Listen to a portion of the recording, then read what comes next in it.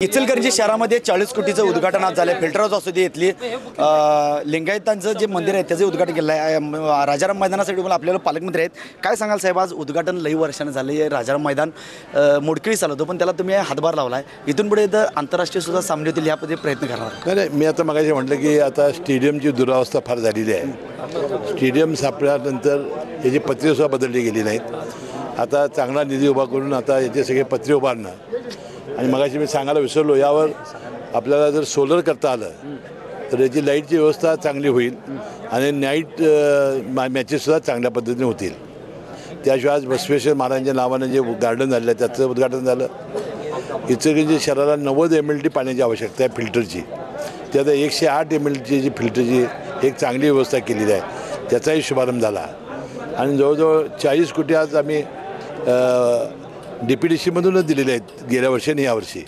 त्याशिवाय 1000 कोटीच्या पायाभूत सुविधेसाठी महानगरपालिकेने मंजूर केलेले आहेत। वाटतं येत्या वर्ष 2 वर्षामध्ये एक चांगला कायापालट या शहराचा होईल असं मला वाटतंय। इचलकरंजीमध्ये सुळकुड पारणी कृती समितीने सकाळी तुम्हाला काळी झेंडे दाखवले, पोलिसांनी बळापूर त्यांना ताब्यात घेतलं, काय सांगाल? तुमचं एक वक्तव्य त्यांना जाचलं होतं, पण तुम्ही माफी मागितली, पण इचलकरंजीला पाणी देणार म्हणा पालकमंत्री म्हणून, पण तरीसुद्धा अजून आंदोलन का करते? अजूनही बोललो की आता ते निवडणुकीचा भाग असल्यामुळे ते करतायत, त्यांनी वास्तविक ते डोक्यातून काढून टाकलं पाहिजे। यासाठी मुख्यमंत्री मोदयांच्या आदेशाखाली समिती नेमली, समितीनं अहवाल दिलेला आहे। लवकरात लवकर मुख्यमंत्र्यांना आपण बैठक घ्यायला लावून याचा विषय सोडवला पाहिजे। आणि या निमित्ताने मी अनेक वेळा सांगितलेलं आहे, त्या वाक्याबद्दल मी दिलगिरी व्यक्त केलेलीच आहे। त्याशिवाय भरपूर आणि स्वच्छ पाणी इचलकरंजी शहराला दिल्याशिवाय मी स्वस्थ बसताना असंही सांगितलेलं आहे। कोल्हापूर शहरामध्ये पंचगंगा नदीमध्ये विसर्जन करणारे हिंदुत्व कार्यकर्ते आक्रमक आहेत, पण बंदी घातल्या, त्यामुळे काय तणावाचं वातावरण। एक पालकमंत्री म्हणून तुम्ही काय आवाहन कराल? मी जिल्हाधिकारी आणि जिल्हा पोलीस प्रमुख अशी मी बोललेलो आहे, प्रदूषण कमी व्हा। आता इथं मगाशी शहापूरला आम्ही खनीमध्ये गेलो होतो, तशा पद्धतीने व्यवस्था महानगरपालिकेने करून नदीमध्ये करण्याची सुद्धा ती व्यक्त करतायत। बघूया, मी अधिकाऱ्यांशी संपर्कात आहे।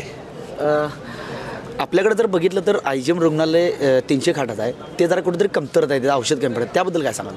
नाही, मला IGMच्या हॉस्पिटलमध्ये औषधं मिळत नाही अशी तक्रार आमच्या राष्ट्रवादीच्या अध्यक्षांनी केली होती। आम्ही बैठक घेतली होती आणि त्याला औषधं वर्षभर कमी पडणार नाही इतका निधी आता आम्ही दिलेला आहे।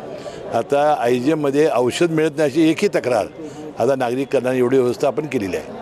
आता त्यामध्ये सर्जन मिळत नाही, ही एक अडचण आहे, म्हणजे मनुष्यबळ जो टेक्निकल आहे तो मिळत नाही। त्याबद्दल आपल्याला जाहिराती काढाव्या लागतील। इचलकरंजी शहरामध्ये जे सर्जन आहेत त्यांनीसुद्धा याच्यामध्ये थोडासा सहभाग दाखवला पाहिजे। आणि कारण गरीब माणसं तिथे येत असतात, मोठी माणसं तिथे येत नाहीत, आणि गरीब माणसांची चांगली सेवा व्हायची असेल तर सगळ्यांनी मिळून ती करण्याची आवश्यकता आहे। आणि मला वाटतं लवकरात लवकर हे IGM जर व्यवस्थित वाढायचं असेल, ते 1000 बेडचं व्हायचं असेल तर MBBS म्हणजे शासकीय वैद्यकीय महाविद्यालय तिथं झालं पाहिजे, तर त्याची चांगली देखभाल होईल। कारण इचलकरंजी शहराला फार मोठी आवश्यकता आहे। 2 महिन्यापूर्वी शिरोळ आणि कोल्हापूर जिल्ह्यात पूर आला होता, त्या पूरग्रस्तांना अजिबात सुद्धा म्हणजे कोणाला निधी मिळाला नाही, ह्या तक्रारी वाढल्यात। प्रशासकीय पातळीवर प्रांत असू दे, तहसीलदार असू दे, त्यांना मिळत नाही म्हणून निवेदन वारंवार देतात, त्याकडे काय सांगा? ज्यांच्या घरामध्ये पाणी गेलेलं आहे त्यांना 10,000 रुपये देण्याचा जो GR आहे त्याचे पंचनामे करून आम्ही 10,000 रुपये वितरित माझ्या तालुक्यात तर केलेले आहेत। कुठं राहिले असतील तर तक्रारी करा, त्या लगेच तात्काळ देऊ, आणि तसे आदेशच आहेत। कारण वरनं मंजुरीची वाट बघायची नाही, आपल्या तिजोरीतून म्हणजे ट्रेझरीमधून 0 बॅलन्सवर काढायचे असे अधिकार आपण जिल्हाधिकाऱ्यांनी दिलेले आहे। म्हणजे ज्याच्या घरामध्ये पाणी गेलेलं आहे ते। आता राहिला पिकांचा, ते आता सगळे पिकाची पंचनामे करून त्यांची त्रिस्तरीय कमिटी आहे, तलाठी, ग्रामसेवक आणि कृषी सहाय्यक, त्यांनी सगळे पंचनामे करून हे पाठवलेले आहेत। 2019 प्रमाणे द्यावं अशी मागणी आहे, तर लवकरात लवकर त्याचा निर्णय होईल।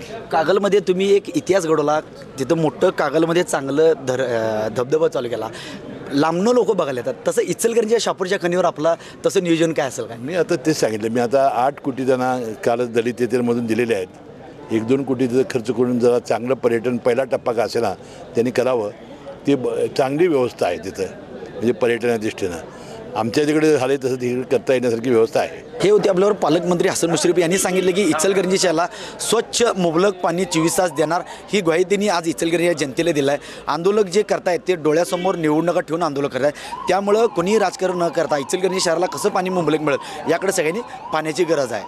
कॅमेरामॅन निखिल विसेस, मी साईनाथ जाधव, TV9 मराठी, इचलकरंजी।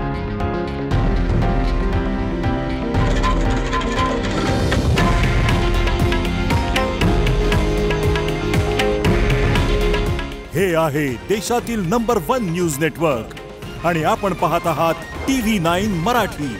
काळजी तुमची, हित महाराष्ट्राचं.